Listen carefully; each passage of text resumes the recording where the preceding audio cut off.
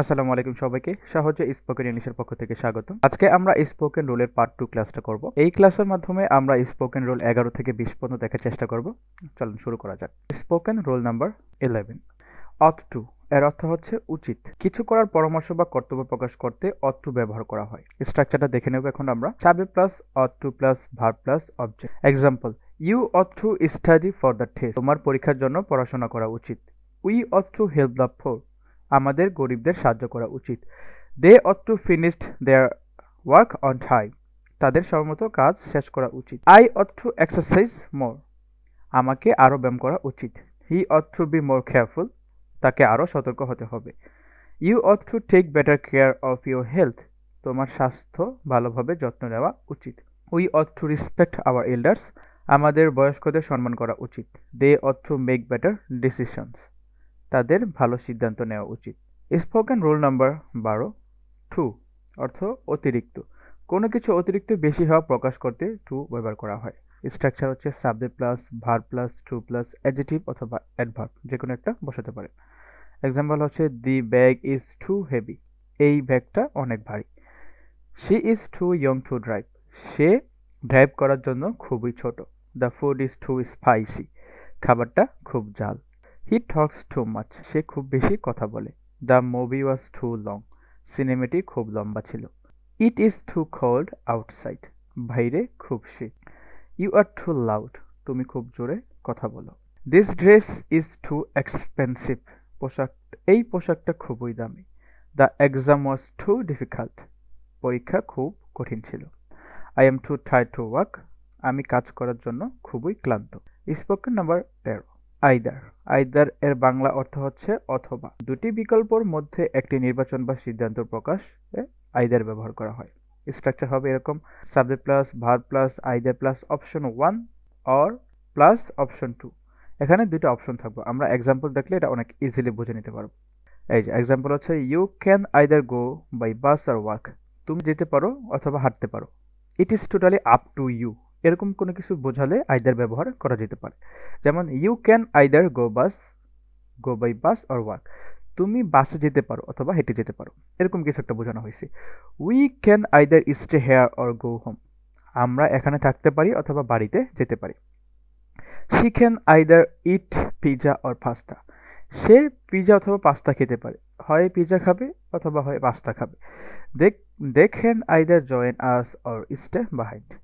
তারা আমাদের সাথে যোগ দিতে পারে অথবা পিছিয়ে থাকতে পারে। I will either call you later or send an email. আমি পরে তোমাকে ফোন করতে পারি অথবা একটি ইমেল পাঠাতে পারি। You can either wear a jacket or a sweater. তুমি জ্যাকেট অথবা সোয়েটার পরতে পারো। তারপর হচ্ছে, I can either stay home or go out with friends. আমি বাড়িতে থাকতে পারি অথবা বন্ধুদের সাথে বাইরে যেতে পারি। He can either work on the project or study for the test.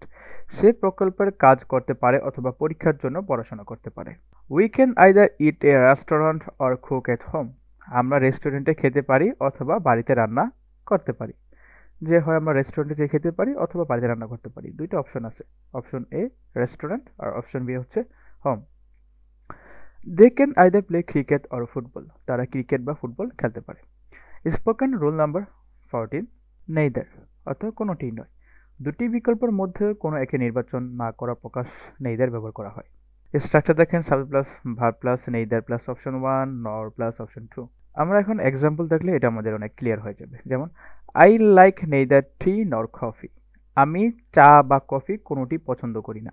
বলছে যে আই লাইক নেইদার টি নর কফি। আমি চা বা কফি কোনোটি পছন্দ করি না। আরেকটা দেখি, শি ওয়ান্টস নেইদার পিৎজা নর পাস্তা। সে পিৎজা বা পাস্তা কোনোটি চায় না। উই হ্যাভ নেইদার টাইম নর মানি।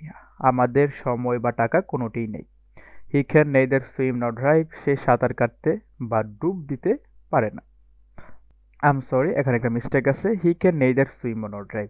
সে সাঁতার কাটতে বা ড্রাইভ মানে গাড়ি চালাতে পারে না। They have neither the resources nor the skills.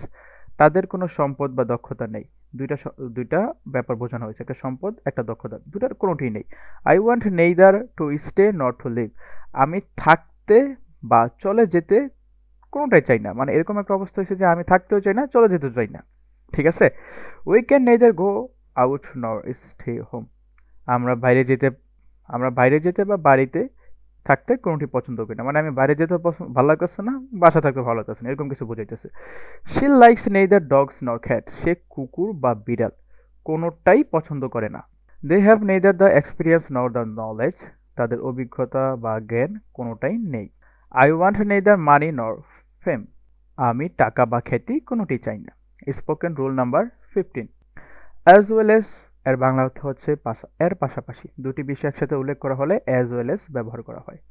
Subject plus verb plus object plus as well as plus object. এখানে দুইটা অবজেক্ট থাকতে পারে। She sings as well as dances. সে গান গায় যেমন নাচেও, মানে গানও গায় যেরকম করে ভালো, বা নাচতেও পারে, এরকম বোঝাইছে। I play football as well as basketball. আমি ফুটবল খেলি যেমন বাস্কেটবলও। We study English as well as math. আমরা ইংরেজি পড়ি যেমন গণিত পড়ি, গাণিতিকও পড়ি। He works as well as studies. সে কাজ করে যেমন পড়াশোনাও করে, মানে কাজও করে পড়াশোনা করে, দুটি বোঝানো হয়েছে এখানে। They live in Dhaka as well as Chittagong. তারা ঢাকা ও চট্টগ্রামে বাস করে। She cooks as well as bakes. সে রান্না করে যেমন বেকিংও করে। We clean the house as well as the garden. আমরা বাড়ি পরিষ্কার করি যেমন বাগানও। I write story as well as poem. আমি গল্প লিখি যেমন কবিতাও। He speaks French as well as English. সে ফার্সি ভাষা যেমন ইংরেজি ভাষাও বলতে পারে, মানে যেমন ফার্সি ভাষা পারে ইংরেজি ওরকম পারে। The exercise as well as it healthy food. তারা ব্যায়াম করে যেমন স্বাস্থ্যকর খাবারও খায়। এখন আমরা দেখব স্পোকেন রুল নাম্বার 16। লেটস অর্থাৎ চলুন। কোনো কিছু করার জন্য প্রস্তাব বা আহ্বান জানানো হলে লেটস ব্যবহার করা হয়। Let's go to the class. চলেন আমাদের ক্লাসে যাই। এক্সাম্পল হচ্ছে let's go for a walk. Let's go for a walk. চলুন হাঁটতে যাওয়া যাক। Let's have a lunch. চলুন দুপুরের খাবার খাওয়া যাক। Let's watch movie. চলুন সিনেমা দেখা যাক। Let's study together. চলুন একসাথে পড়াশোনা করি। Let's take a break. চলুন বিরতি নেই। Let's clean the house. চলুন বাড়িটি পরিষ্কার করি। এটা কিন্তু অনেক একটা ইম্পর্টেন্ট রুলসের মতো হয়ে গেছে। Let's play a game. চলুন আমরা একটা খেলা খেলি। Let's visit the museum. চলুন মিউজিয়ামটি পরিদর্শন করি। Let's go shopping. চলুন শপিংয়ে যাই। Let's talk about it later. চলুন পরে এই বিষয়ে কথা বলি। এখন আমরা দেখবো spoken rule number 17, so that অর্থ যাতে। কোনো উদ্দেশ্য বা কারণ প্রকাশ করতে সো দ্যাট ব্যবহার করা হয়। স্ট্রাকচার হচ্ছে subject plus verb plus so that plus subject plus verb. এখানে দুইটা সাবজেক্ট থাকবে। এক্সাম্পল দেখলে বোঝা যাবে। একটা subject I will study hard so that I, যা একটা I can pass the exam. আমি কঠোর পরিশ্রম করব যাতে আমি পরীক্ষায় পাস করতে পারি। She works hard so that she can buy a house. এখানে দেখেন শি একটা সাবজেক্ট, আর একটা শি দুইটা সাবজেক্ট। সে কঠোর পরিশ্রম করে যাতে সে একটা বাড়ি কিনতে পারে। We saved money so that we could go on vacation. আমরা টাকা সঞ্চয় করছি যাতে আমরা ছুটিতে যেতে পারি।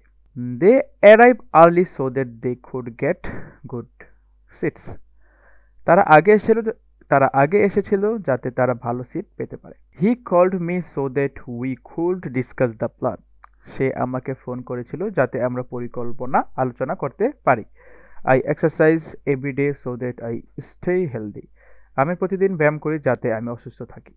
আমি প্রতিদিন ব্যায়াম করি যাতে আমি সুস্থ থাকি। She took notes so that she wouldn't forget. সে নোট নিয়েছিল যাতে সে ভুলে না যায়। এখানে দেখুন সাবজেক্ট আছে দুইটা, একটা হচ্ছে শি টুকস নোটস সো দ্যাটের পরে আরেকটা সাবজেক্ট, এই যে আবার আরেকটা subject so that wouldn't forget. সে নোট নিয়েছিল যাতে সে ভুলে না যায়। We made a reservation so that we would have a table. আমরা একটি রিজার্ভেশন করেছি যাতে আমাদের একটি টেবিল থাকবে। They wore jacket so that they wouldn't feel cold. তারা জ্যাকেট পরেছিল যাতে তারা ঠান্ডা অনুভব না করে। এখানে ওয়াইডের ভিট হিসাবে ওর ব্যবহার করা হয়েছে। I left early so that I could avoid traffic. আমি আগে চলে গিয়েছিলাম যাতে আমি যানজট এড়াতে পারি। এখন আমরা দেখব spoken rule number 18। After all, শেষ পর্যন্ত। কোনো পরিস্থিতি বা কারণ কিছু ঘটছে বা ঘটবে তা প্রকাশ করতে আফটার অল ব্যবহার করা হয়। স্ট্রাকচার হচ্ছে subject plus verb plus after all. Examples I didn't want to go but after all it was fun. আমি যেতে চাইনি তবে শেষ পর্যন্ত এটা মজা ছিল। She was upset but after all it wasn't her fault. সে বিষণ্ণ ছিল, তবে শেষ পর্যন্ত এটা তার দোষ ছিল না। আফটার অল মানে বোঝানো হয়েছে এখানে শেষ পর্যন্ত। We planned to stay home but after all we went out. আমরা বাড়িতে থাকার পরিকল্পনা করেছিলাম, তবে শেষ পর্যন্ত আমরা বাইরে গিয়েছিলাম। He didn't study much but after all he pass the exam. সে বেশি পড়াশোনা করেনি, তবে শেষ পর্যন্ত সে পরীক্ষায় পাস করেছে। The food wasn't great but after all it was free. মানে খাবারটা ভালো ছিল না, তবে শেষ পর্যন্ত এটা বিনামূল্যে ছিল। She didn't want to speak but after all she did. সে কথা বলতে চায়নি, তবে শেষ পর্যন্ত সে কথা বলেছিল। They didn't believe it at first but after all they saw the evidence. তারা প্রথমে বিশ্বাস করেনি, তবে শেষ পর্যন্ত, এই আফটার অলের বাংলা অর্থ হিসাবে এখানে শেষ পর্যন্ত বসা হয়েছে। তারা প্রমাণ দেখেছেন। তারা প্রথমে বিশ্বাস করেনি, তবে শেষ পর্যন্ত তারা প্রমাণ দেখেছে। I thought I have betrayed but after all I was fine. আমি ভেবেছিলাম আমি ক্লান্ত হব, তবে শেষ পর্যন্ত আমি ভালো ছিলাম। He wasn't sure about the decision but after all he agreed. সে সিদ্ধান্ত নিতে নিশ্চিত ছিল না, তবে শেষ পর্যন্ত সে একমত হয়েছিল। We didn't think it would work but after all it did. আমরা ভাবিনি এটা কাজ করবে, তবে শেষ পর্যন্ত এটি কাজ করেছে। এখন আমরা দেখব spoken rule number 19। In case, যদি কোনো কিছু ঘটে। ইন কেসের বাংলা অর্থ হচ্ছে যদি, আর কোনো কিছু ঘটে ওই সময় ইন কেস ব্যবহার করা যেতে পারে। কোনো পরিস্থিতি বা শর্ত অনুযায়ী প্রস্তুতি বা সাবধানতা প্রকাশ করতে ইন কেস ব্যবহার করা হয়, যেমন subject plus verb plus in case plus condition. Take an umbrella in case it rains. যদি বৃষ্টি হয় তাহলে ছাতা নিয়ে যাও। এখানে বোঝানো হয়েছে যদি বৃষ্টি হয়, একটা ইন কেস যদি বৃষ্টি হয়ে যায় তাহলে ছাতা নিয়ে যাও। I will call you in case I am late. যদি আমি দেরি করি তাহলে আমি তোমাকে ফোন করব। She left early in case there was traffic. সে আগে চলে গিয়েছিল যাতে যদি যানজট হয়। Bring your ID in case you asked for it. যদি তারা তোমার পরিচয়পত্র চায় তাহলে তা নিয়ে এসো। We should save money in case for an emergency. জরুরি অবস্থার জন্য আমাদের টাকা সঞ্চয় করা উচিত। I will carry my phone in case I need to make a call. যদি আমাকে ফোন করতে হয় তাহলে আমি ফোন নিয়ে যাব। Take a jacket in case it gets cold. যদি ঠান্ডা লাগে তাহলে একটি জ্যাকেট নিয়ে যাও। He brought extra food in case we got hungry. যদি আমরা ক্ষুধার্ত হই, সে অতিরিক্ত খাবার এনেছিল। I will keep the door unlocked in case you arrive late. যদি তুমি দেরি করো আমি দরজা খোলা রাখবো। You should write down the address in case you forget. যদি তুমি ঠিকানা ভুলে যাও তাহলে তা লিখে রাখো। এখন আমরা দেখবো স্পোকেন রুল নাম্বার 20। হার্ডলি এর অর্থ হচ্ছে প্রায় না। কোনো কাজ বা অবস্থা প্রায় না হওয়া বিষয়টি প্রকাশ করতে হার্ডলি ব্যবহার করা হয়। Subject plus verb plus hardly plus verb plus object, এখানেও দুইটা ভার্ব থাকবে। এক্সাম্পল হচ্ছে I can hardly hear you. আমি তোমাকে প্রায় শুনতে পাচ্ছি না। She hardly ever goes to the gym. সে খুব কমই জিমে যায়। We hardly have time to relax. আমাদের বিশ্রাম নেওয়ার সময় প্রায় থাকে না। He hardly speak in class. সে ক্লাসে খুব কমই কথা বলে। I hardly understand what he's saying. আমি সে কি বলেছে তা প্রায় বুঝতে পারি না। They hardly eat vegetables. তারা খুব কমই সবজি খায়। She hardly sleeps at night. সে রাতে প্রায় ঘুমায় না।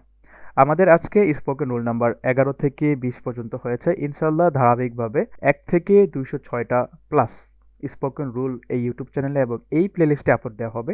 এবং এর ডেসক্রিপশন বক্সে আপনারা অনেক ইজিলি আমাদের ফেসবুক পেজের লিঙ্ক এবং ফেসবুক গ্রুপের লিঙ্ক, তারপরে হচ্ছে পিডিএফ পেয়ে যাবেন। যদি কারো পিডিএফ পেতে সমস্যা হয় তাহলে আমাদের 01600106497 নাম্বারে যোগাযোগ করবেন। ইনশাল্লাহ আপনাদেরকে ফ্রিতে পিডিএফ দেওয়া হবে।